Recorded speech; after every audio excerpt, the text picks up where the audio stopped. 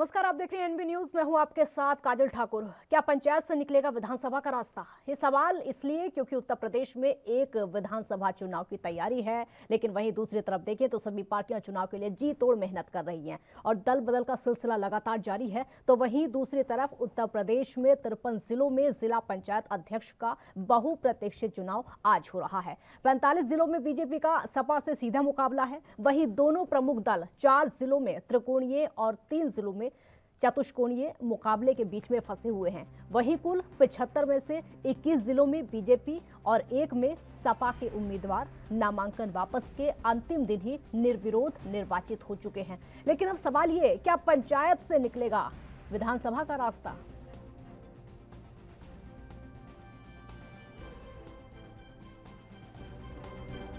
आप जानते हैं पहले जो निर्विरोध हुए उसमें भी लोगों को बंधक बनाकर डीएम एसपीओ के माध्यम से उनके मूल अधिकार जो चुनाव लड़ने का है, लोकतंत्र में हिस्सा लेने का है, उसका हनन करके भारतीय जनता पार्टी ने बहुमत बनाया था। कल हमने चुनाव आयोग को भी बताया था, तमाम बहुमत समाजवादी पार्टी के लोगों का है, लेकिन पुलिस प्रशासन से लेकर पूरी भारतीय जनता पार्टी इसमें लगी है कि लोगों को मतदान का न करने दिया जाए, उनको रोका जाए, उनको एबडक्ट कर लिया जाए, कुछ लोगों को और दूसरे कारणों से रोक लिया जाए।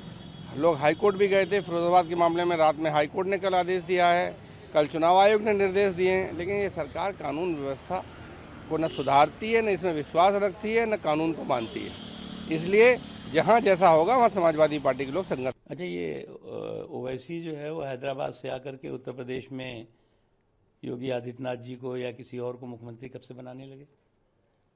अरे भैया, वो कांग्रेस पार्टी पे मेहरबानी करें, बीजेपी पे मेहरबानी की ज़रूरत नहीं है उनकी। बीजेपी उत्तर प्रदेश की जनता जानती है कि किसको सरकार चाहिए और किसकी सरकार जो है वो इस तरह के अराजकता को ख़त्म कर सकती है।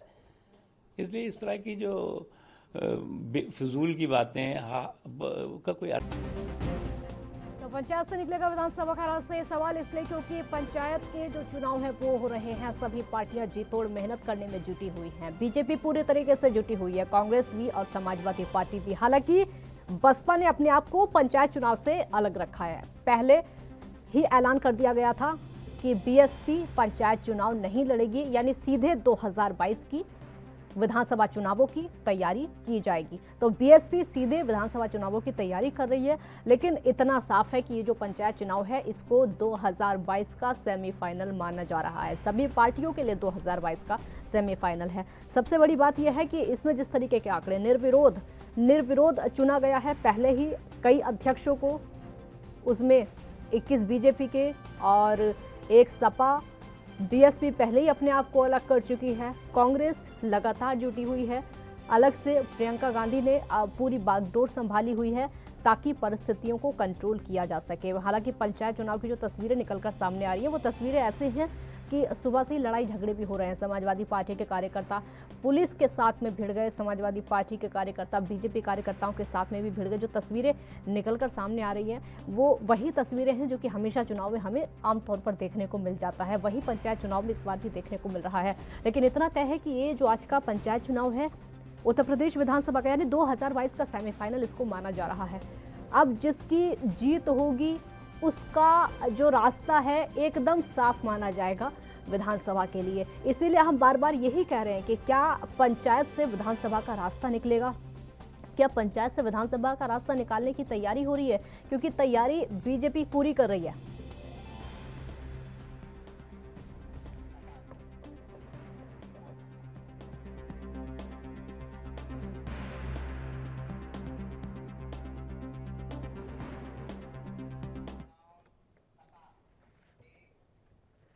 हमारे साथ इस मुद्दे पर डिबेट करने के लिए संजीव त्रिवेदी जुड़ गए हैं सपा से। बहुत बहुत स्वागत है संजीव जी आपका। संजीव जी, आज पंचायत का चुनाव हो रहा है, इसी को सेमीफाइनल माना जा रहा है 2022 का विधानसभा चुनाव का। आपका रिएक्शन, आप मान रहे हैं? अच्छा है, सेमीफाइनल बिल्कुल नहीं है, सेमीफाइनल हो चुका है। जब जनता ने वोट किया था वो सेमीफाइनल था। पंचायत का चुनाव, जब जिला पंचायत सदस्यों का चुनाव हो रहा था उस समय उसको सेमीफाइनल जरूर माना गया था, क्योंकि वो चुनाव डायरेक्ट जनता के द्वारा हो रहा था।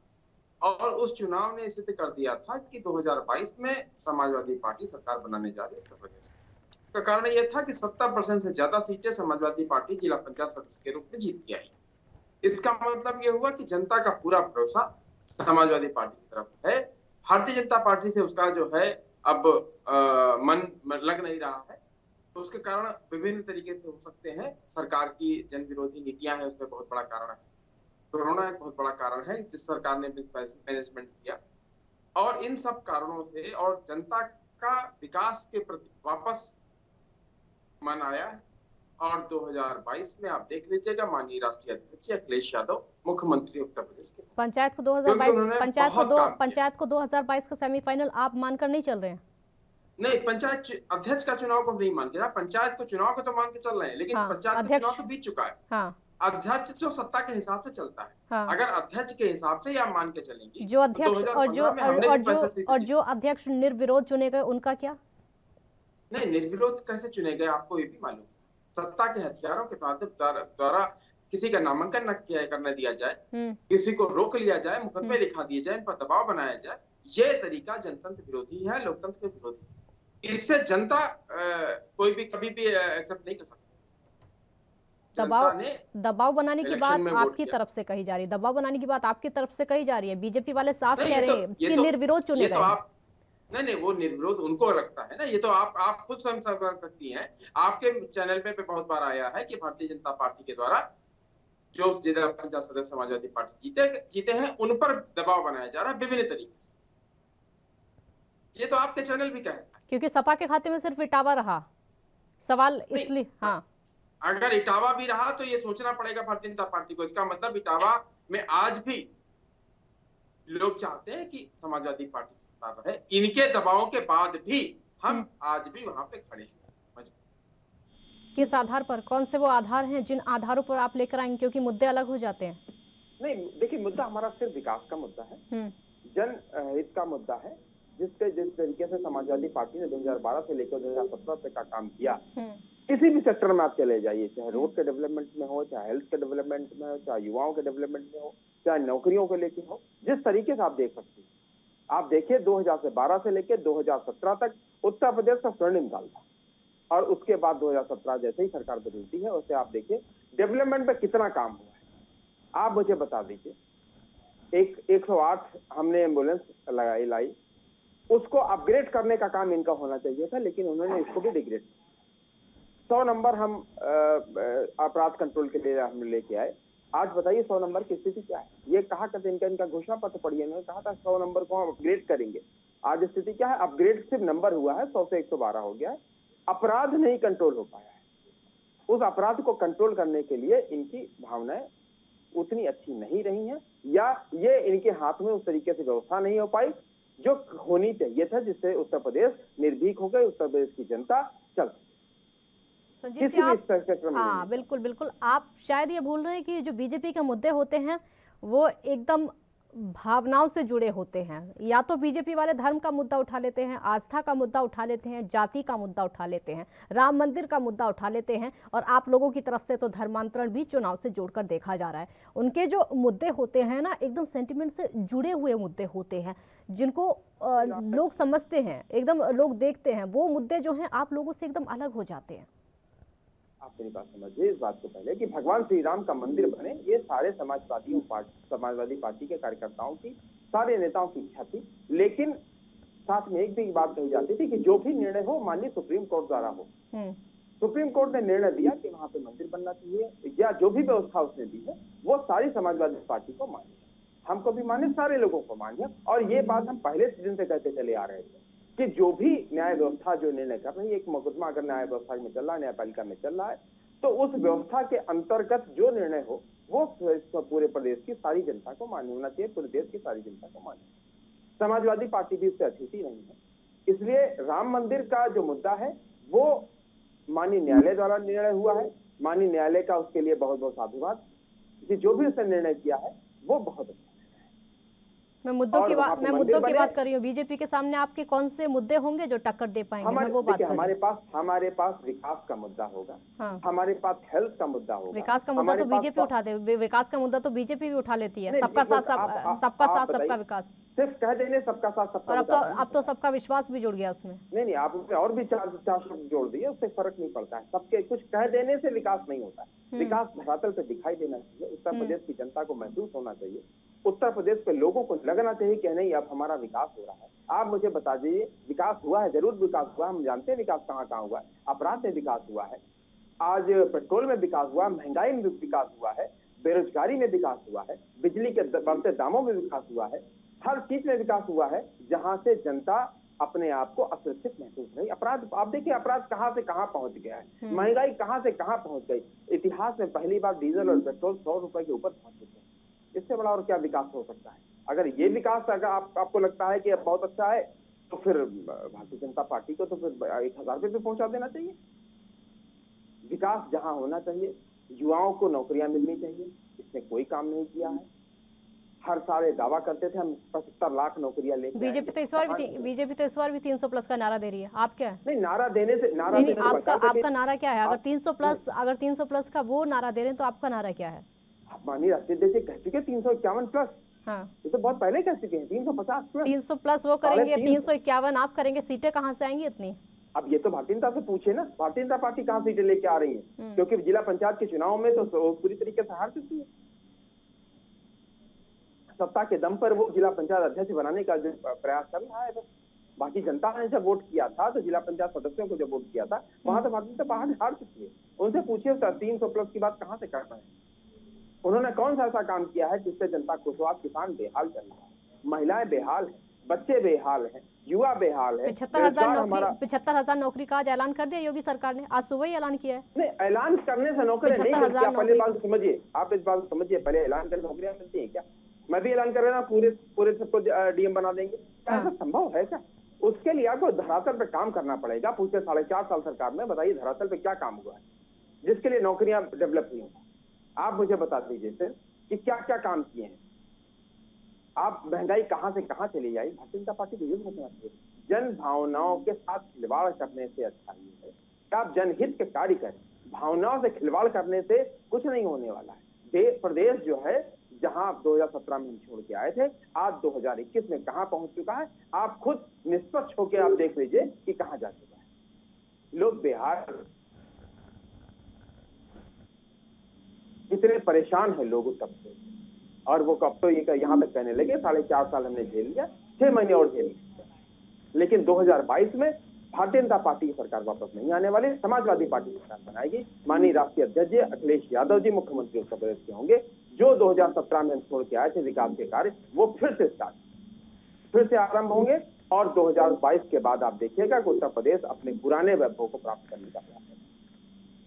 संजीव जी, बीजेपी वाले कहते हैं कि आप पहले अपने परिवार को संभालिए, उसके बाद बाहर की सोचिए, उसके बाद इलेक्शन की सोचिए। देखिए, उनके कहने से नहीं चलेगा ना, उनके कहने से उत्तर प्रदेश थोड़ी चलेगा, या उनके आरोप लगाने से उत्तर प्रदेश नहीं चलेगा। उत्तर प्रदेश चलेगा उत्तर प्रदेश की 25 करोड़ जनता से, उत्तर प्रदेश चलेगा उत्तर प्रदेश की 25 करोड़ जनता के प्यार से, उत्तर प्रदेश चलेगा उस 25 करोड़ जनता के जनहितकारी कार्यों से। किसी के आरोप लगा देने से कार्य नहीं चलेगा। इस बात को आरोप तो बहुत सारे लगा देंगे, उनको आरोप लगाने क्या मतलब, खुद भी लगाते रहेंगे। आरोप लगाने से समाजवादी पार्टी जो है डरते नहीं है, और सिर्फ आरोप ही तो लगाते रहते हैं। जन भावनाओं के साथ खिलवाड़ करना ही तो काम है। जनहित के कार्य बता दीजिए आप इन्हें कि 4.5 साल में कितने कार्य किए गए जनहित में। अगर कार्य आप मुझे गिना देंगी तो मुझे लगेगा कि हाँ, इन्होंने कुछ काम किया है। कोई भी धरातल पे काम नहीं हुआ है। ठीक है, हमारे साथ इस समय देवेंद्र प्रमुख बीजेपी से जुड़ चुके हैं। देवेंद्र जी, बहुत स्वागत है आपका एएनबी न्यूज पर। धन्यवाद काजल। देवेंद्र जी, पंचायत अध्यक्ष के चुनाव को क्या 2022 का सेमीफाइनल उत्तर प्रदेश में मान लें? निश्चित का बहुत शानदार चुनाव होगा, पंचायत चुनाव। हाँ। और 65 प्लस का हमने नारा दिया था, हो सकता है कि 70 जाए, या क्लीन साफ भी हो सकता है मामला पूरी तरह से। और जिस तरह से मैं देख रहा हूँ कि हमारे भाई बोल रहे थे सपा वाले कि इसको कोई मान्य नहीं है और पहले चुनाव की मानता है। मानता तो आप छोड़िए विजन क्या क्या होंगी क्या क्या नहीं है, अपनी मर्जी से नहीं चलेगा, जनता का मन है। और बहुत साफ चुनाव हो रहा, बिल्कुल क्लियर। जनता के मन की वजह से हम लगभग 65-70 वाला नारा पूरा करने जा रहे हैं और आगे क्लीन स्वीप करेंगे। ब्लॉक प्रमुखी का चुनाव अभी ड्यू है और 2022 से पहले यही तैयारी है। देवेंद्र जी, आपने तो निर्विरोध अध्यक्ष भी चुन लिए। और वो भी डरा धमका कर। नहीं, देखिए खालिद जी, बड़ा शानदार क्वेश्चन आपने उठाया। डरा धमकाने वाला ये चैनल्स के माध्यम से आजकल जो आपका ये मीडिया का सिस्टम चल रहा है ना, जिसे फोन पे ज्यादा यूज कर रहे हैं, जिसको बना के टिकटॉक की तरह डाल देते हैं लोग, वो बहुत जल्दी करते हैं इस काम करने में। जो नेशनल चैनल है, आप जैसे चैनल जल्दी नहीं करते, इतने उनकी पूरी तरह से प्रमाणित नहीं हो जाता, कोई न्यूज नहीं चलती। हम तो सपा वालों का आरोप बता रहे हैं, हम तो वो समाजवादी पार्टी के जो नेता बैठे हुए हैं उन्हीं का आरोप मैं बता रही हूँ। जवाब लूंगी, एक ब्रेक के लिए आप रुकेंगे, छोटा सा ब्रेक यहाँ पर लेते हैं, ब्रेक के बाद चर्चा जारी है।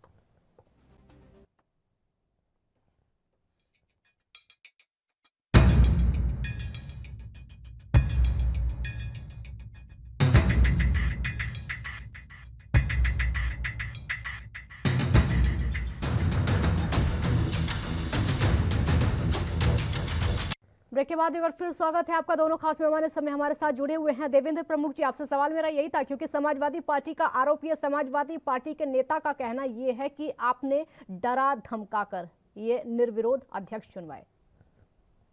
देखिए, ये बात यहाँ तक काजल जी अच्छी लगती, अगर ये आरोप कहीं समाजवादी पार्टी पे लगता तो बहुत लोगों के गले उतर जाती है बात, क्योंकि ये इनकी पृष्ठभूमि से जुड़ा हुआ सिस्टम है।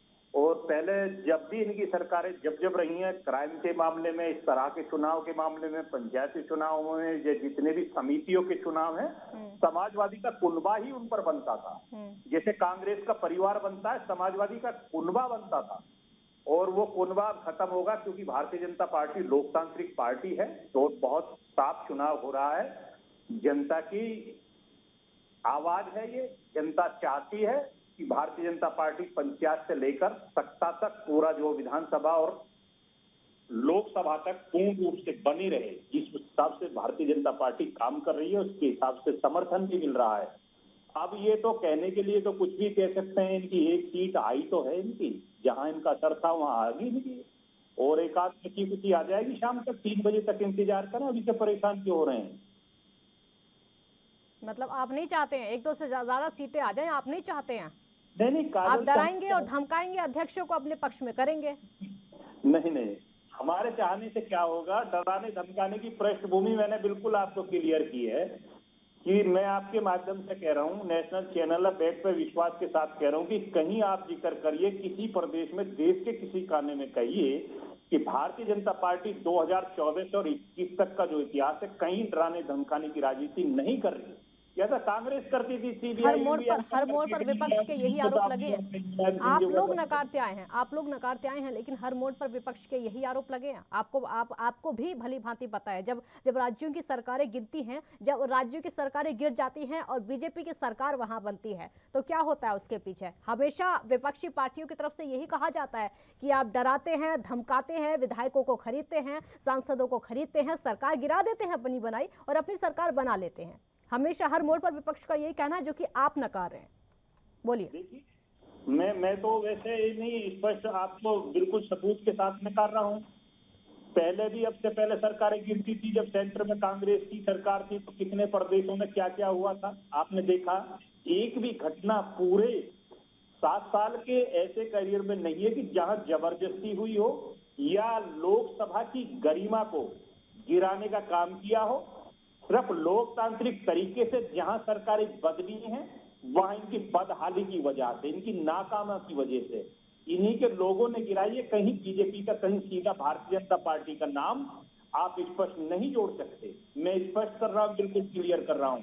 इन्हीं की कमियों की वजह से, इन्हीं की खामियों की वजह से, इन्हीं की लड़ाई और इनके आपस में बंदर बॉट वाली कमीशन की लड़ाई की वजह से लोग नाराज हुए हैं। चलिए, सवाल सुनिए मेरा। अब समाजवादी पार्टी वाले कहते हैं मुद्दे नहीं है आपके पास 2022 के लिए। नहीं, हमसे ज्यादा मुद्दे कौन देगा इस देश में? इस देश में मुद्दे ही तो हमने बनाए हैं। समाजवादी वाले तो सीख रहे हैं अभी तो। धर्म जाति आस्था, इसके अलावा कुछ नहीं है आपके पास। सिर्फ मुद्दे ही बनाए हैं, मुद्दों पे काम नहीं किया है दुर्भाग्य से।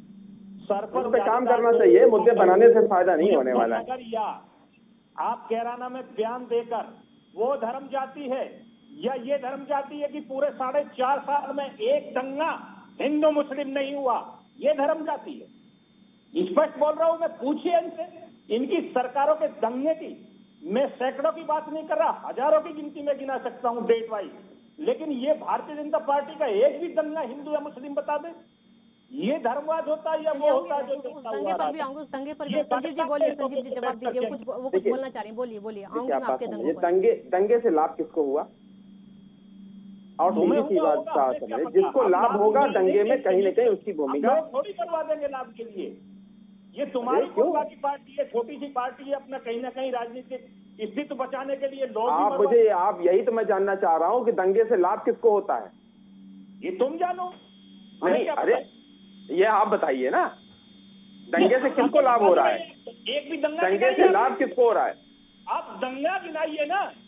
नहीं, आप मुझे सिर्फ ये बताइए, दंगे से लाभ किसको हो रहा है? दंगा हुआ कहाँ है?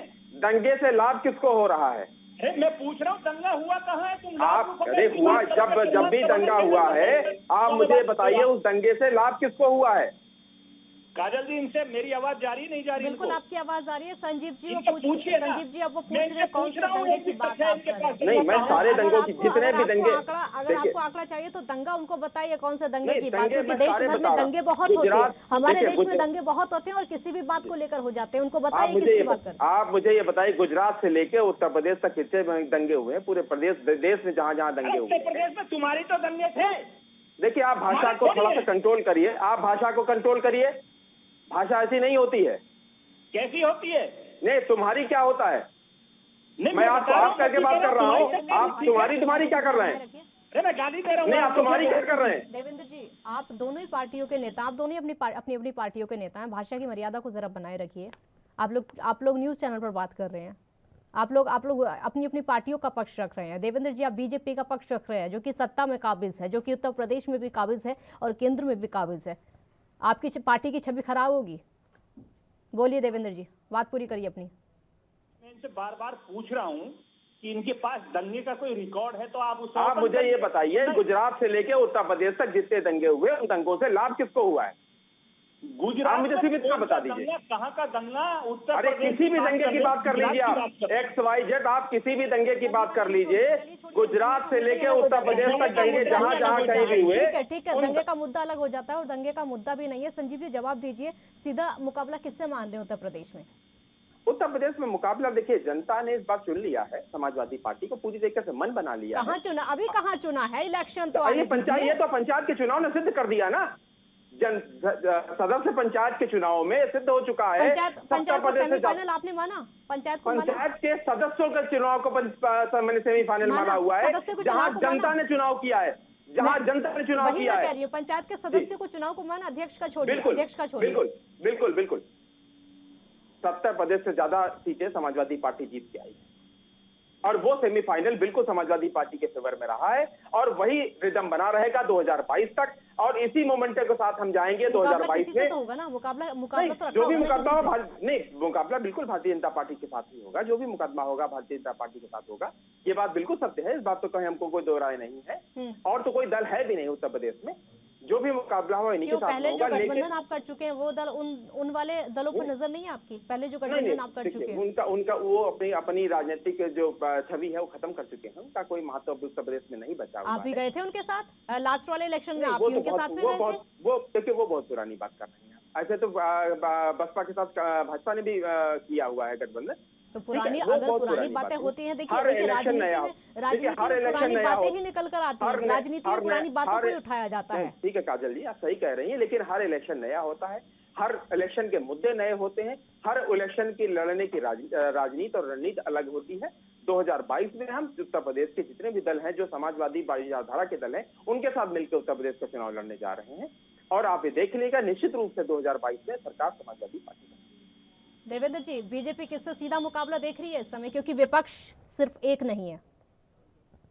मैं तो एक चीज करने देना चाहता हूँ कि काजल जी, हमारी जो लड़ाई है वो किसी एक से नहीं है, व्यक्ति विशेष से नहीं है। हमें एक पूरा विश्वास ये है कि जो इन्होंने पिछली बार किया वो अब भी करने जा रहे हैं। कांग्रेस हो, सपा हो, बसपा हो और इनके कुछ भाई लोग हो जिनका मैं नाम नहीं लेना चाहता, छोटे छोटे गठबंधन है, वो सब मिलकर एक ही प्रयास कर रहे हैं कि किसी तरीका से बीजेपी को घेरा जाए, रोका जाए।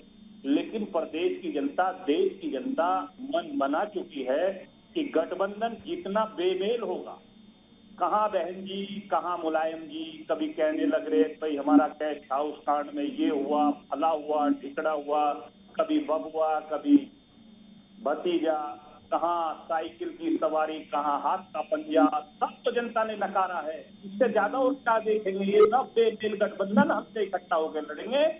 हमारा किसी से कोई मुकाबला नहीं, हम 300 पार हैं, गारंटी के साथ हैं। ऐसा ना हो महागठबंधन भारी पड़ जाए, क्योंकि इलेक्शन के बाद भी गठबंधन होते हमने देखे हैं। और काजल जी, क्या गठबंधन होगा? आपके सामने है, आप ऐसी जगह बैठे हैं, पल पल की खबर सबसे पहले आप लोगों के पास जाती है। और इससे बड़ा महागठबंधन क्या होगा कि चाइना, हमने तो पल पल की खबर में दुश्मनों को दोस्त बनते हुए भी देखा है, इलेक्शन के तुरंत बाद बन जाते हैं, हमने तो ये भी देखा है। इसीलिए मैं आपको एग्जाम्पल दे रही हूँ। मैं तो एक एग्जाम्पल और क्लियर कर रहा हूँ कि आपने ये तो नहीं देखा होगा पीछे से चाइना और पाकिस्तान भी समर्थन करे। वो भी चाहते हैं कि कांग्रेस और बेमेल गठबंधन भारत में सरकार बनाए और हमें बॉर्डरों पर फिर मौका मिले। तो हम क्यों डरेंगे? कितना ही गठबंधन होए, कितना ही बेमेल लोग गुजरे, हमारे साथ जो लोग हैं वो बिल्कुल ईमानदार हैं, स्पष्ट हैं, उनकी छवि साफ है, लोगों में उन्होंने अपना विश्वास ट्रस्ट जताया है। उसके बाद वो अपने अपने क्षेत्रों में राजनीति कर रहे हैं। जिस तरह आज हम 65 पार जा रहे हैं, उसी तरह हम प्रमुखी के चुनाव में भी 70 से 75 पार जाएंगे। मैं तो आपको तय बता रहा हूँ, क्लियर बता रहा हूँ। और 2022 300 प्लस में 25 भी हो सकती है, 30 भी हो सकती है, 40 भी जा सकती है। 350 का तो वो लेकर जा रहे हैं। 350 सीटों तो समाजवादी पार्टी वाले ले जा रहे हैं। 350 आप तो उनसे पीछे रह गए, आप उनसे भी पीछे रह गए हैं, उनका टारगेट आपसे आगे है। समाजवादी पार्टी की गलती नहीं है, चाचा भतीजे की लड़ाई में सबका दिमाग जो है घूम रहा, पता नहीं कौन क्या बोल रहे। नेताजी बताएंगे कितनी आएंगी। आप किसी दिन माननीय मुलायम सिंह संजीव जी, ठीक है संजीव जी, ठीक है संजीव जी, ये परिवारवाद का आरोप बार बार क्यों लगता है? इससे क्यों नहीं पार्टी बाहर निकल पा रही है? ये परिवारवाद का जो आरोप लगाते रहते हैं, उनका कोई महत्व नहीं है। इनके पार्टी के अंदर खुद ही आप देख लीजिए परिवारवाद कितना फैलता चला जा रहा है। भारतीय जनता पार्टी जो अपने आप को पार्टी विद डिफरेंस कहती थी, आज खुद ही अपने आप में पार्टी विद डिफरेंसेस बनती चली जा रही है।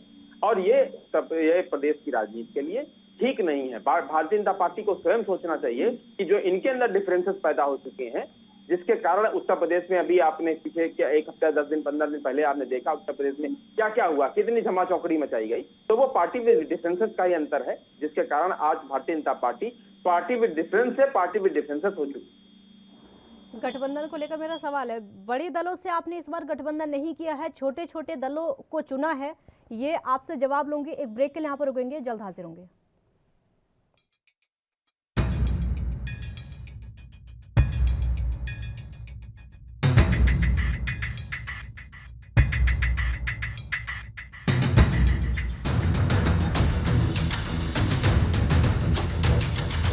ब्रेक के बाद इधर फिर स्वागत है आपका। तो पंचायत चुनाव को पहले से ही 2022 का सेमीफाइनल माना जा रहा है। सभी पार्टियां सेमीफाइनल मानकर चल रही है। हालांकि बसपा इस बार जो पंचायत से है वो अलग है, क्योंकि बीएसपी का कहना है कि सीधे वो विधानसभा चुनाव की तैयारियां कर रहे हैं। हमारे साथ इस समय संजीव त्रिवेदी जी जुड़े हुए हैं। संजीव जी, मेरा सवाल जो था वो मुद्दों को लेकर भी था और गठबंधन को लेकर भी था। बड़े दलों से गठबंधन क्यों नहीं किया? छोटे छोटे दलों में ऐसा क्या देखा गया जो गठबंधन इस बार किया गया है, या फिर बहुत ज्यादा नुकसान हो गया था पहले?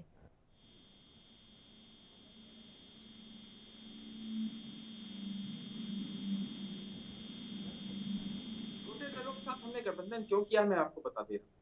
क्योंकि वो समान विचारधारा के लोग हैं। जितने भी इस तरीके के दल हैं जो समाजवादी विचारधारा, समाजवाद को समझते हैं और समाजवाद के साथ मिलकर उत्तर प्रदेश की जनता को लाभ पहुंचाने का प्रयास करते हैं, वो सारे दल आज समाजवादी पार्टी के साथ और भी बहुत सारे दल हैं जो अपनी विचारधारा समाजवादी पार्टी जोड़ना चाह रहे हैं। उनका भी स्वागत हो रहा है। आप 2022 के इलेक्शन आते आते देखिएगा, बहुत सारा जो छोटा छोटा दल है वो समाजवादी पार्टी के साथ जुड़ा हुआ और उन सारे दलों के साथ मिलकर समाजवादी पार्टी 2022 में सरकार दलों के साथ समाजवादी पार्टी सरकार बनाएगी, बार बार कहा जा रहा है। ऐसा तो नहीं है कि इलेक्शन आप लोग अलग अलग लड़ रहे हैं? और कई बार होता यह है कि जब रिजल्ट आ जाता है उसके बाद पार्टियां गठबंधन कर लेती, क्योंकि उत्तर प्रदेश में भी होता आया है। ऐसा कोई इरादा तो नहीं है इस बार? नहीं, अभी हमारा ऐसा कोई इरादा नहीं है, क्योंकि हमने बताया ना आपको 350 प्लस तो हम लेके ही चल रहे हैं। और जब हमारी सत्ता आएगी 2022 में, तो हम पूर्ण बहुमत के साथ सत्ता आ तो जाए। आप तो सपना देख रहे हैं, आप तो सपना देखना शुरू कर दिया आपने तो पहले ही। हम सपना नहीं देख रहे हैं, पंचायत के चुनाव ने सिद्ध कर दिया। फिर बीजेपी वाले फिर आपको बोलने लगेंगे कि मुंगेरी लाल के सपने आप देख रहे हैं। नहीं, ये मुंगेरी लाल सपने तो भारतीय जनता पार्टी देगी, जो सत्ता के बल पर अब सोचा रही कि जिला पंचायत अध्यक्ष या ब्लॉक प्रमुख के चुनाव को जीत किए जाए। इसमें जनता का चुनाव नहीं होता है, वो डेलीगेट्स का इलेक्शन है। डेलीगेट्स के ऊपर अगर आप दबाव बना के वोट ले रहे हैं तो उससे जन भावनाएं और ज्यादा। कहाँ, वो तो मना कर रहे हैं, कोई दबाव नहीं बनाया, कोई धमकाया नहीं है, बिल्कुल डराया नहीं है। वो तो अभी आपके सामने मना कर रहे हैं। वो तो उनके मना करने से नहीं होता है। हाँ। ये तो जनता और आप मीडिया स्वयं है, आप स्वतंत्र मीडिया है। आप बताइए कि क्या ऐसा उत्तर प्रदेश संभव हो रहा है? किसी भी जिले में आप देख के चले जाइए, वहां अधिकार आज ही मेरे पास भी वीडियो आया है औरैया के डीएम का, जो कह रहे हैं कि नहीं वहां हम कैमरा बंद कर दें। आप इस तरीके से अगर आप दबाव बना के वोट लेना चाह रहे हैं तो ये हो सकता है जीत आपको मुबारक हो सकती है, लेकिन इससे जन भावनाएं आपके खिलाफ होंगी।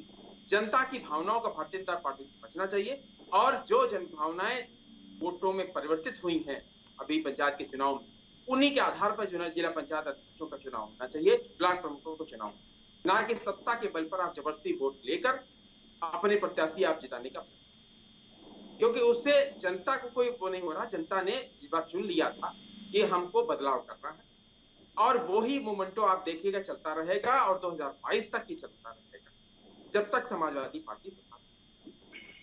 देवेंद्र जी, वो सत्ता बनने के सपने देख चुके हैं, अब वो कह रहे हैं कि हमारी सरकार भी बन गई, और बताने लगे उनको सरकार बनने के बाद करना क्या क्या है। पूरी प्लानिंग करके बैठे हैं वो, आप लोग तो पीछे रह गए। देखिए काजल जी, बड़ा कभी कभार हास्यास्पद लगता है कि डिबेट घूम जाती है, जहाँ हम क्वेश्चन कर रहे हैं वो जवाब जो है दूसरी तरफ चले जाते हैं। पहले तो मैं अपने मित्र को ये बताना चाह रहा था कि उन्होंने दंगों की बात की, उनका फ्लॉप रहा, बिल्कुल कोई साबित नहीं कर सके। मैंने फिर उन्हें परिवार की बात बताई, वो फ्लॉप रहा। दूसरी बात मैंने कहा गठबंधन जिस तरह जो सपने देख रहे हैं और कौन सा 350 की बात करते हैं, मैं तो ये कह रहा हूँ कि कहीं वो 50 वाली बात करते तो मेरे गले भी उतरती, क्योंकि 47 है शायद उनका टोटल जो है पिछली बार का। उनको सपने देखने का हक नहीं है क्या देवेंद्र जी? उनको सपने देखने का हक नहीं है क्या? नहीं, सपने देखिए, मुंगेरी लाल के हसीन सपने होते हैं। कहीं अगर दावे आप कर सकते हैं तो दावे वो भी तो कर सकते हैं ना। दावे आप कर सकते हैं तो दावे वो भी कर सकते हैं। हक सबको दावा करिए। देखिए, दावा करना चाहिए काजल जी, तथ्य के साथ बोलना चाहिए। जब हम कहीं बैठे हैं, कहीं जवाबदेही हो, तो वहाँ हमारे साथ तथ्य होना चाहिए। मैं बिल्कुल तथ्य के साथ स्पष्ट बोल रहा हूँ और पेश कर रहा हूँ। वो कोई तथ्य नहीं दे पा रहे किसी भी तरह का, और मैं गारंटी खुदा कह रहा हूँ कि कम से कम वो शिवपाल जी को मना लें और इस लायक बन जाएं कि वो प्रदेश में चुनाव लड़ने की स्थिति में आ जाएं। देखिए, बुरा ना मानना, मैं एक स्थिति वो कहना चाहता हूँ, समाजवादी के मित्रों का एक ध्यान अग्रेसित करना चाहिए। जहाँ कमी है उन्हें बहुजन समाज पार्टी की तरफ एक बार देख लेना चाहिए। उनसे ज्यादा मजबूत स्थिति में यूपी में अगर दूसरे नंबर की पार्टी वो बन के रहेगी तो ये कहाँ जाएंगे बेचारे, जो सपने दिखा रहे हैं 350 के। मैं तो कह रहा हूँ कि 47 वाली लड़ाई लड़े अपनी। संजीव जी, परिवार पर बार बार सवाल आपके उठता है। चाचा को साथ में ले आइए, प्रदेश में फायदा हो जाएगा। ज्यादा सीट ले जाएगा काजल जी, चाचा इनसे ज्यादा ले जाएगा। ये अगर चाचा को साथ में ले आए तो फायदा हो जाएगा। सरकार ना भी बनी तो फायदा हो जाएगा। हालांकि आप तो सरकार बनाने की खैर बात ही कर रहे हैं।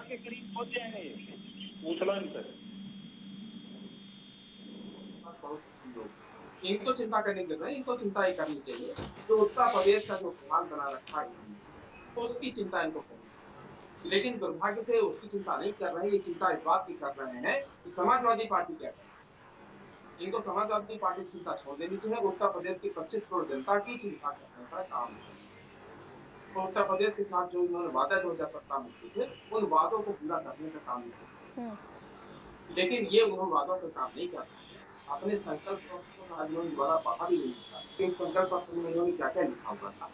उस संकल्प पत्र को दोबारा उनको पढ़ना चाहिए और देखना चाहिए कि जो इन्होंने वादे किए थे जनता के साथ में, उनमें से कितने पूरे। आप धर्म के आधार पर वोट लेने का जो प्रयास है, उत्तर प्रदेश की जनता और चीज को जान, आप जनता की आपने सारे पूरे कर दिए। आपने सारे पूरे कर दिए। आप 2012 से लेकर 2017 तक कितना काम उत्तर प्रदेश में। आप शिक्षा को लेके देख लीजिए, आप स्वास्थ्य को लेके देख लीजिए, आप उत्तर प्रदेश के इंफ्रास्ट्रक्चर को लेके देख लीजिए। किसी भी क्षेत्र सेक्टर में आप चले जाइए, आप देखिए समाजवादी पार्टी ने कितना काम किया। आपके बिगड़े कामों को पिछले 5 सालों से वो संभालते आ रहे हैं। बार बार उनका यही कहना है कि समाजवादी पार्टी वाले तो काम ऐसा करके गए, हम अब तक नहीं सुधार पा रहे। उन अधूरे कामों की वजह से, उन अधूरे उद्घाटनों की वजह से कुछ नए काम शुरू नहीं हो पा रहे। नहीं, जैसे कौन सा ऐसा काम उनके पास उन्होंने किया हुआ है जो अधूरे उद्घाटनों का कारण है? देखिए, लखनऊ की मेट्रो हमने उद्घाटन किया, जिसको दोबारा उन्होंने उद्घाटन किया। इस तरीके से समाजवादी पार्टी ने कितना काम किया था जिसका बार बार उद्घाटन वो करते चले आगे। लखनऊ मेट्रो तो उसका सीधा उदाहरण, Agra Lucknow expressway world class expressway, तो हमने अपनी सरकार के अंदर बना लिया, अपने कार्यकाल। ठीक है, आऊंगे आपके पास। हमारे साथ इस समय अरुण त्रिपाठी कांग्रेस से जुड़ चुके हैं। अरुण जी, बहुत स्वागत है आपका। अरुण जी, आज के चुनाव को 2022 का सेमीफाइनल क्या कांग्रेस मानकर चल रही है? देखिए, कांग्रेस पार्टी का स्पष्ट मानना यही है कि उत्तर प्रदेश में समाजवादी पार्टी ने भी सरकार चलाया, बसपा ने भी सरकार चलाया और भारतीय जनता पार्टी ने भी सरकार चलाया। और उत्तर प्रदेश की लगभग 23-24 करोड़ की जनता ने देख लिया कि सरकार इन लोगों के चलाने के बाद भी उत्तर प्रदेश की स्थिति में सुधार नहीं हुआ। भारतीय जनता पार्टी ने बहुत बड़े बड़े वादे किए थे, दूध की नदियां बहाने वाले थे और तमाम तरीके की स्मार्ट सिटीज देने वाले थे, लेकिन आपने देखा होगा कि ना स्मार्ट सिटी हुई, ना दूध की नदियां बही, ना लोगों को रोजगार मिला। यहाँ तक स्थिति ये हो गई कि जब लोग कोरोना में अपने मृतक परिवार को लेकर के पहुंचते थे अंतिम विदाई के लिए, तो वो भी सरकार ने छीन लिया और उन्हें पूर्ण रूप से अंतिम विदाई भी नहीं दी गई। तो कहीं ना कहीं जनता में रोष है और बदलाव की बयार बही हुई है। एक बार कांग्रेस को भी जनता मौका देना चाहती है, कांग्रेस को भी देखना चाहती है कि क्या कांग्रेस भी इसी प्रकार काम करेगी या इससे बेहतर काम करेगी। और हमने ये किया है। आपको याद होगा कि मजलूम, दलित, वंचित, शोषित लोग जो इस देश के हैं वो कांग्रेस से इसीलिए जुड़े हैं क्योंकि कांग्रेस की विचारधारा यही है कि अंतिम व्यक्ति जो है पंक्ति में खड़ा हुआ उसकी सहायता तक पहुंची जाए, उसकी सहायता की जाए। कितना टारगेट लेके चल रही है कांग्रेस? देखिए, हम बड़े वादे नहीं करते, हम टारगेट लेके हम नहीं चल सकते। टारगेट तो जनता तय करेगी, जनता के ऊपर सब कुछ निर्भर करता है। पार्टी को अगर भरोसा है, पार्टी को अगर पब्लिक पर भरोसा, तो जाहिर सी बात है टारगेट सेट होना चाहिए। और कांग्रेस तो करती है, हमेशा हर बार देखा है हमने। नहीं, देखिए हम आपको बता दें कि हम ऐसा कोई भी बयान आपके टीवी चैनल पे नहीं देंगे। ना हमारे हाथ में है कि हम अपना 500 सीट बोल दें, 300 सीट बोल दें और वो हमें मिल जाए। जनता निर्भर करती है, जनता जो तय करेगी वो सिरमौर है, जनता जो कहेगी वही होगा। सीधा मुकाबला किससे समझ रहे हैं आप? देखिए, मुकाबला तो सत्य और असत्य का है। आपने देखा होगा कि जिस प्रकार की सरकारें चली हैं वहां पर 30 सालों से, उससे आप आंकड़ा मिला सकती हैं। बीच में अखिलेश जी अच्छी सरकार चलाए थे। वर्सेस कांग्रेस मान रहे हैं? नहीं, सारी पार्टियां योगी के खिलाफ लड़ेंगी। भारतीय जनता पार्टी की सरकार है तो सरकार ने अगर काम नहीं किए हैं तो वो सपा हो, बसपा हो, कांग्रेस हो, सबका मुकाबला होगा तो भारतीय जनता पार्टी से, क्योंकि उन्होंने जो वादे किए थे उस पर खरे नहीं उतरे। आपको याद होगा कि किस प्रकार से वहां पे बलात्कार हो रहा है नन्ही बच्चियों के। आपको याद होगा कि किस प्रकार से वहां नेताओं, जो भारतीय जनता पार्टी के नेता हैं, वो तक बलात्कार में पीड़ित हैं। तो आपको बलात्कार करते हैं तो आपको पता होगा, तो इसको छुपाने की कोई आवश्यकता है नहीं, जनता जानती है। और वही चीज है, अखिलेश जी की सरकार अच्छी थी। मैं तनिक भी विपक्षी होने के नाते फिर भी मैं बोलूंगा कि अखिलेश जी की सरकार अच्छी काम की थी, लेकिन चूंकि अखिलेश जी 5 साल मुख्य विपक्षी पार्टी थे उत्तर प्रदेश के, उनको भटकाया गया, वो भटक गए। इस तारीफ के पीछे गुंजाइश है क्या? उनको खड़े होना चाहिए था। इस तारीफ के पीछे थोड़ी बहुत गुंजाइश है क्या? नहीं, हम तारीफ उनकी पार्टी का नहीं कर रहे हैं, अखिलेश जी की सरकार का कर रहे हैं, जो उन्होंने सरकार चलाया था। कुछ अच्छे काम हुए तो उसकी तारीफ होनी चाहिए। किसी भी पार्टी के साथ थोड़ी बहुत गुंजाइश है क्या कांग्रेस को?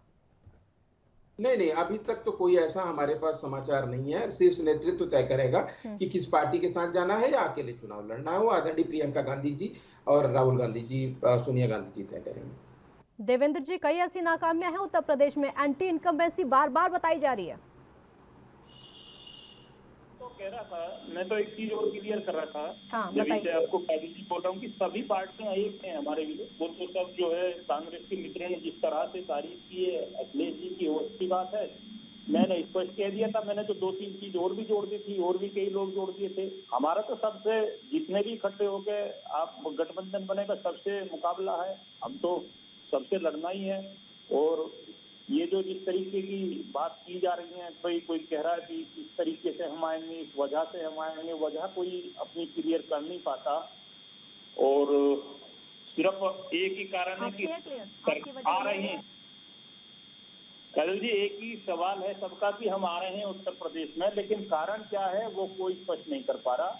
मैं कह रहा हूँ आपको कि हमारा सुशासन रहा है 4.5 वर्ष। हमने पिछली सरकारों की जो कमियां थी, जो क्राइम था, जो स्थिति थी, बिजली, पानी, सड़कें, और सबसे बड़ी जो समस्या थी वो था क्राइम।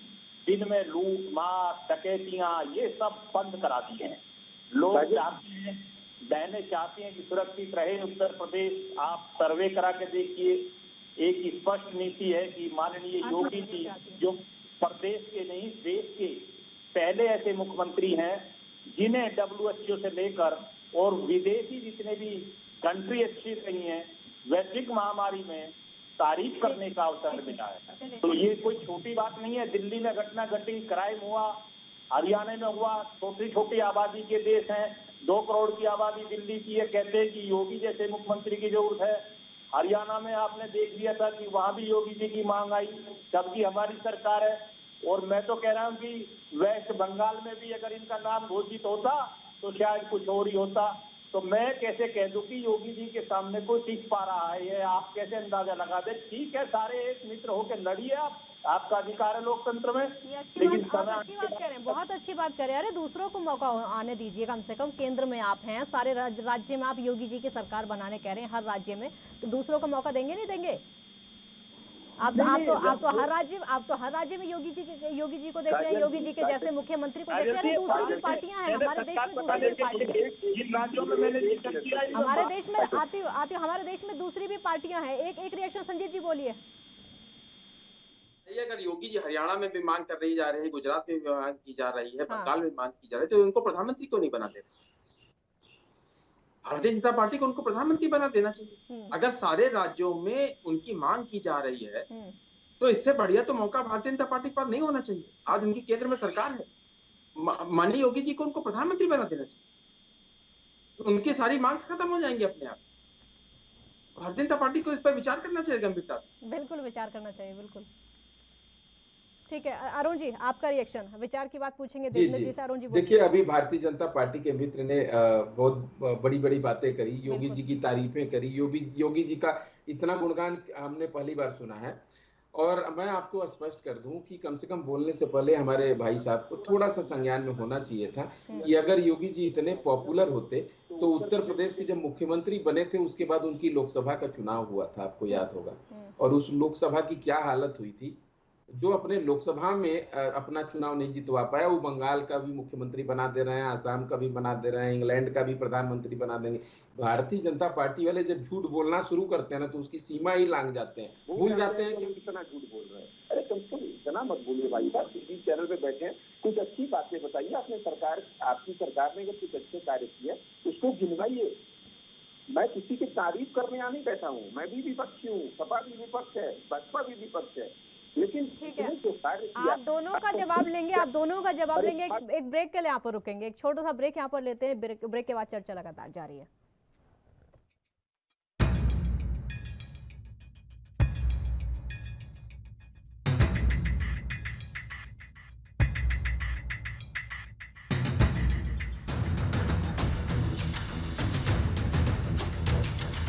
ब्रेक के बाद एक बार फिर स्वागत है आपका। तीनों खास मेहमान इस समय हमारे साथ जुड़े हुए हैं। देवेंद्र जी, सवाल मेरा आपसे होगा, क्या अब मान लिया जाएगा कि अगला जो लोकसभा का चुनाव होगा उसमें प्रधानमंत्री का चेहरा मोदी जी नहीं योगी जी होंगे?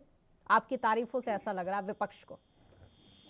नहीं, देखिए मैं एक चीज और क्लियर कर देता हूँ, और कांग्रेस के मित्र ने बड़े अच्छे तरीके से कहा, और मुझे ज्ञान की भी बात कर रहे थे।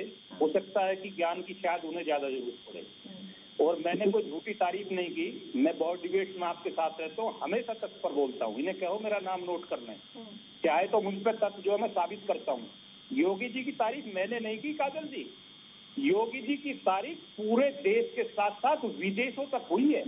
मैं प्रमाण के साथ कहता हूँ, WHO ने स्वयं तारीफ की है योगी जी की। इस तारीफ से उत्तर प्रदेश में सत्ता हासिल कर लेंगे दोबारा। और दूसरा मैं ये कहना चाहता हूँ कि अभी योगी जी को सेंटर नहीं, यूपी की जरूरत है। यूपी अपने आप में दुनिया का 16वें नंबर का। देवेंद्र जी दोबारा सत्ता हासिल करने के लिए देवेंद्र जी दोबारा सत्ता हासिल करने के लिए तारीफें नहीं चाहिए, काम चाहिए। नहीं चल रहा है वो हरियाणा और आसाम की जो जनता कह रही थी, बंगाल की जनता कह रही थी, उसका क्या होगा? कॉमेडियन करते हो आप, शर्म आनी चाहिए।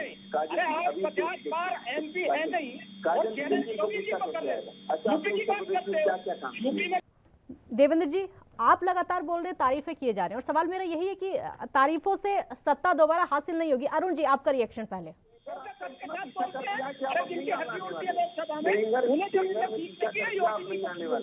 आप नहीं आने वाले, सिंगर आपका पीछा कर रहा है।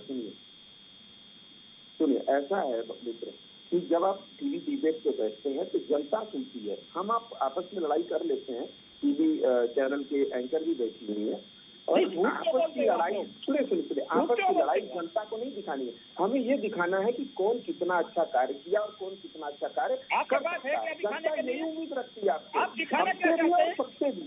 आप जनता की बात करिए, आपने अगर कुछ किया है तो बताइए, नहीं किया बताइए, किसी ने खराब किया उसका नाम लीजिए, पूछिए। आप लड़ाई और ये हमने योगी की तारीफ की है तो सबके साथ की है। आप बहुत बुद्धिमान होंगे, आप बहुत बुद्धिमान होंगे, लेकिन आप 4 लाइन में बता दीजिए कि आपने क्या क्या काम किया, हमारा ज्ञान बढ़ा दीजिए। आप ज्ञान बढ़ा रहे थे, बढ़ाइए ना भाई। आप सुन लीजिए मित्र, सुन लीजिए। आप पता नहीं कहाँ से, हमको नहीं पता आप कहाँ से आते हैं, कौन से विधानसभा हमको नहीं पता है। सुन लीजिए आप कहाँ से आते हैं, आपको शायद नहीं पता है। हम आते हैं भारत के क्वेटो से। भारत का क्वेटो कहाँ है आपको पता है? मुझे सारा पता है। अरे भाई तुम्हारा इतिहास जानने के लिए मैं बैठा हूँ, डिबेट में पार्टी का पक्ष रखने के लिए बैठा हूँ। आपको पता है क्वेटो कहाँ है भारत का? हम वहाँ से आते हैं जहाँ पर गंगा सड़क पे बह रही है, जहाँ पे ड्रेनेज खराब हो गए हैं। देवेंद्र जी एक बार सुन लीजिए, देवेंद्र जी एक बार सुन लीजिए, आप ही बोल रहे थे, एक बार सुन लीजिए, उनकी बात पूरी होने दीजिए। देखिए ऐसा है कि इतना ज्यादा आतुर मत होइए। हाँ। जनता के बीच में हमें भी जाना है, आपको भी जाना है। हाँ। आप उसी के साथ सुनिए, आप काम को लेके जाइएगा, हम आपकी नाकामियों को लेके जाएंगे, लेकिन इतना आतुर होकर डिबेट से नहीं बैठा जाता है। हम जनता के बीच में मर्यादा नहीं जानते हैं। आप बहुत सारे टीवी चैनल कभी अच्छे से मिलिएगा, सुनिए यार,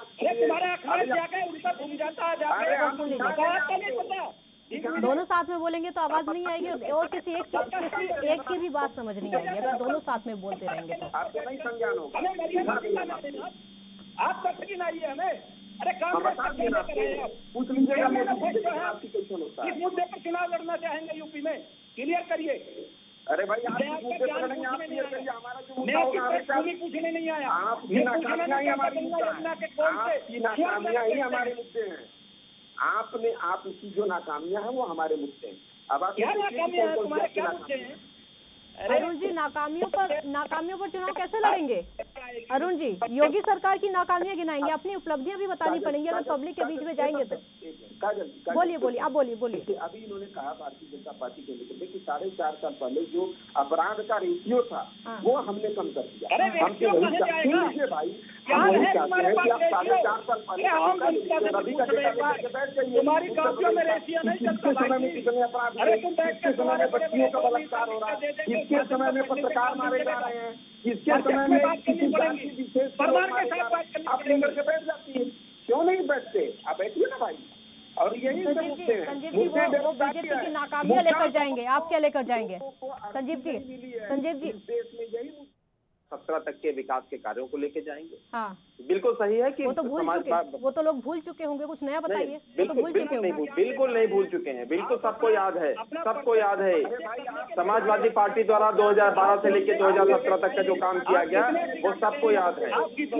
2017 से लेकर 2022 तक जो इनकी नाकामियां हैं वो बिल्कुल जनता को याद जरूर है और वो हमको याद है। उनको पूरा करने में तो बीजेपी के 5 साल गुजर गए। नहीं, कोई काम अधूरा था ही नहीं, हम पूरा करके गए थे। एक्सप्रेस वे हम पूरा करके गए थे, 108 एम्बुलेंस हम पूरा करके गए थे, 100 नंबर हम पूरा करके गए थे। हम उत्तर प्रदेश का जो मुख्यालय, पुलिस मुख्यालय, वो हम पूरा करके गए थे। हजारों ऐसे काम थे जो हम पूरा करके गए थे। हमें मालूम था कि अगर हम पूरा करके नहीं जाएंगे तो ये उसको पूरा भी नहीं होने देंगे। मजेंटा लाइन का उद्घाटन योगी करते, उधर से अखिलेश यादव बोलते हैं कि ये तो प्रस्ताव हमारा था, इसकी शुरुआत तो हमने की थी। अब योगी जी ने उद्घाटन करके पूरा क्रेडिट ले लिया। अब योगी जी ने बताइए, क्रेडिट पूरा ले लिया। आप काजल जी ईमानदारी से बताइए कि लखनऊ एक्सप्रेस वे किसने स्टार्ट की थी, किसने आरंभ किया था लखनऊ एक्सप्रेस वे? वो समाजवादी पार्टी के समय की बात है। मैं आपको बता रही हूं, आप मुझे बताइए लखनऊ मेट्रो किसने स्टार्ट की थी? बात नहीं सुन, मेरी बात सुनिए। आप मुझे बताइए लखनऊ मेट्रो उद्घाटन योगी आदित्यनाथ करते, अखिलेश यादव बोलते कि इसकी शुरुआत तो हमने कर दी थी, उद्घाटन सीएम करने आ गए, मतलब पूरा क्रेडिट सीएम ने ले लिया। आप मुझे एक बात बताइए, तो खुद ही गिनाते हैं, खुद ही गिनाते हैं वो। इसीलिए कहते हैं बीजेपी वाले कि हम तो आपके अधूरे काम पूरे करते रह गए पिछले 5 सालों में, कुछ नहीं। काजल जी आप मुझे ये बताइए, काजल जी मुझे एक बात बताइए, दिल्ली मेट्रो आज भी काम कर रही है, आज भी अपना एक्सपेंशन करती रहती है, ऐसे ही लखनऊ में भी हो रहा है। लेकिन आप मुझे बताइए लखनऊ मेट्रो स्टार्ट किसने की थी? आप मुझे ईमानदारी से बताइए कि लखनऊ मेट्रो किसने स्टार्ट की? वो सब जानते हैं। समाजवादी पार्टी ने स्टार्ट की, सबको नहीं, हम बता रहे हैं आपको, समाजवादी पार्टी ने स्टार्ट की थी। समाजवादी पार्टी की आज भी आपको हजारों फुटेज, हजारों वीडियोस मिल जाएंगे कि माननीय राष्ट्रीय अध्यक्ष अखिलेश यादव जी किस तरीके से लखनऊ मेट्रो स्टेशन का उद्घाटन कर रहे हैं, किस तरीके से मेट्रो चल रही है, कैसे माननीय नेताजी उसमें बैठ के आगे यात्रा स्टार्ट कर रहे हैं, ये सबको मालूम है। लेकिन उसका उद्घाटन ठीक है अरुण जी, अब बीजेपी योगी के चेहरे पर चुनाव लड़ेगी और तारीफों के साथ चुनाव लड़ेगी, और समाजवादी पार्टी का कहना है कि वो अपने 2017 के कामों को उठाएंगे, उनके आधार पर चुनाव लड़ेंगे। कांग्रेस का टेक इनसे पूछ लो, प्रियंका गांधी को ले आएंगे, चेहरा नहीं है, थोड़ा सा इनको बोले है तो चेहरा। प्रियंका गांधी ने कमल संभाल तो रखी है। प्रियंका गांधी आपके सामने ही है, आपके सामने ही है। कोई फेस तो चाहिए। काजल जी मैं उत्तर दे दूं? देवेंद्र जी बोलने दीजिए उनको जरा, लास्ट रिएक्शन है, समय की कमी है। देखिए पहली बात की भारतीय जनता पार्टी का चेहरा जो भी हो आने से कोई मतलब नहीं है, लेकिन हमारा एक ही संकल्प है कि उत्तर प्रदेश की 23 करोड़ जनता को इन्होंने जो चला है, इनके जो वादे थे इन्होंने वो पूरे नहीं किए हैं। और उसके बाद जो महिला उत्पीड़न उत्तर प्रदेश में हुआ है, नौजवान समाजवादी से तो पूछ लो, विकास कार्य समाजवादी से बात कर लो। यहाँ तक कि भारतीय जनता पार्टी के एमएलए का ओवैसी की बनेगी, अखिलेश जी की बनेगी या बहन जी की बनेगी, योगी जी के सवाल कराओगे एमएलए को फोन जाता है, उसने कहा कि क्या उत्तर प्रदेश के रोड जो है वो गड्ढे मुक्त हो गए? क्या गड्ढे नहीं है उत्तर प्रदेश में? जितने कार्य हुए हैं 6 घंटे की डिबेट लो तो कॉपी पेंसिल ले लीजिए, नोट करा दूंगा, आपका ज्ञान पुरुष हो जाएगा। बहुत ज्ञानवान है, ऐसे लोगों के साथ उनको मत बुलाइए। सुनना नहीं चाहते देवेंद्र जी, ज्ञानवान है ना आप। अगर विपक्ष को नहीं सुनेंगे तो कैसे उम्मीद करेंगे कि आपको विपक्ष सुनेगा? देवेंद्र जी अगर आप विपक्ष को नहीं सुनेंगे तो उम्मीद भी मत करिए कि आपको विपक्षी पार्टियां सुनेंगी। बात नहीं सुनूंगा। काजल जी चैनल खरीदने रखा है इन्होंने, अगर नहीं है तो आपने खरीद रखा है, आपने खरीद रखा है, तुमने खरीद रखा है। मैं बोलूंगा, तुम्हारी मर्जी से बोलूंगा मैं। देवेंद्र जी भाषा की मर्यादा बनाए रखिए। देवेंद्र जी गले में दम है, मैं सही बोल रहा हूँ, गाली नहीं दे रहा, जलन हो रही है सबके साथ बोल रहा हूँ। किसी का बोल हम रहे, तुम्हारे में जलन क्या हो रही है? तथ्य किसी के पास नहीं होते हैं, सिर्फ लड़ाई करनी शुरू कर देते, बहस करनी शुरू कर देते। इलेक्शन है बट तथ्य फिर भी उनके पास नहीं है। बहुत शुक्रिया आप तीनों का हमारे साथ जुड़ने के लिए।